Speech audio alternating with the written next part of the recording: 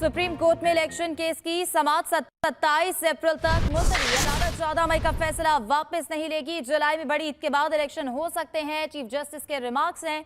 अकील अफजल से इस हवाले से तफसीलात लेंगे। अकील, बताइएगा, कंफ्यूजन सी पैदा हो गई है, समाअत का अहवाल बताइएगा। देखें, चीफ जस्टिस ऑफ पाकिस्तान ने केस की समाअत तो 4 बजे तक मुलतवी की थी, लेकिन इसी दौरान ये मालूमात सामने आई कि बेंच के एक मेंबर जस्टिस मुनीब अख्तर 4 बजे उनको कराची जाना था, वो कराची रवाना हो गए, जिसकी बात से समाअत ना हो सकी। और इसी दौरान अहम पेशरफ्त जो आई वो ये हुई कि अटॉर्नी जनरल ऑफ पाकिस्तान और पीपल्स पार्टी के वकील फारूक एच नाइक की चीफ जस्टिस ऑफ पाकिस्तान से इन चैम्बर मुलाकात हुई, जहां पर जराये के मुताबिक उन्होंने चीफ जस्टिस ऑफ पाकिस्तान से 2 इस्तदाएं की। एक इस्तदा तो ये की गई कि मुज़ाकरात का अमल शुरू किया जा रहा है, ताहम इसके लिए मजीद वक्त दिया जाए और ईद के बाद तक की मोहलत दी जाए।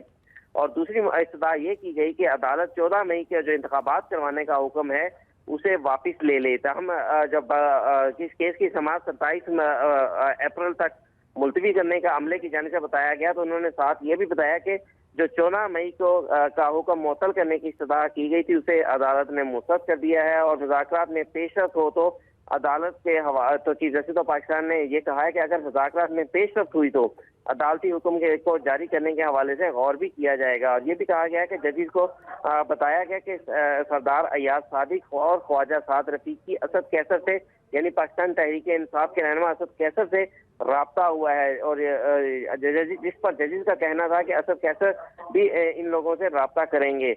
ये भी अदालत को बताया गया कि जिस पर अदालत ने बज़ाहिर जो पेशरफ्त हुई है उस पर इत्मीनान का इज़हार करते हुए आज के केस की मजीद समाअत 27 अप्रैल तक मुलतवी कर दी।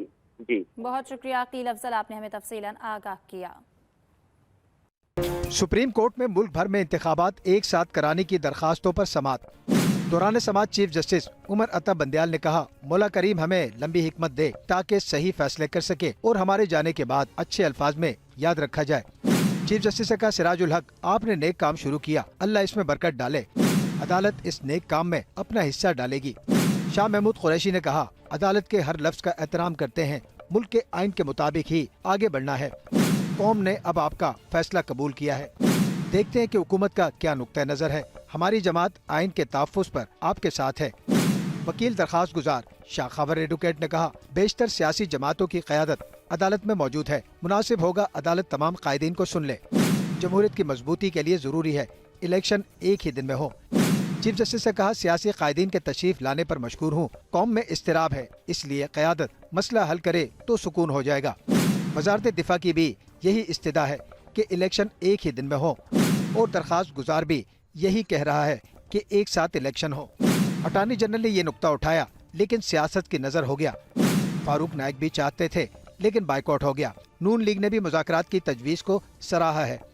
चीफ जस्टिस ने कहा कि पंजाब में इलेक्शन की तारीख 14 मई है। 1970 और 71 के नताइज सबके सामने है। अदालत आइन और कानून की पाबंद है। चीफ जस्टिस ने कहा, हुकूमत की शायद सियासी तरजीह कोई और थी। याद रखना चाहिए कि अदालती फैसला मौजूद है। यकीन है कोई रुकन असम्बली अदालती फैसले के खिलाफ नहीं जाना चाहता।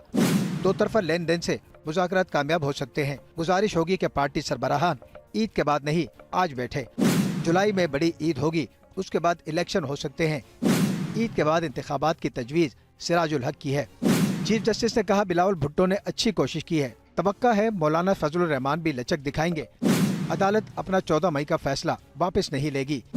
किसी ने अदालती फैसला चैलेंज नहीं किया। अदालती फैसले को इग्नोर नहीं किया जा सकता। अदालती फैसला वापस लेना मजाक नहीं है। अदालती फैसले हटाने का तरीकाकार है, वो 30 दिन भी गुजर गए। साथी रिपोर्टर जैगम नकवी के साथ अकील अफजल, एक्सप्रेस न्यूज, इस्लामाबाद।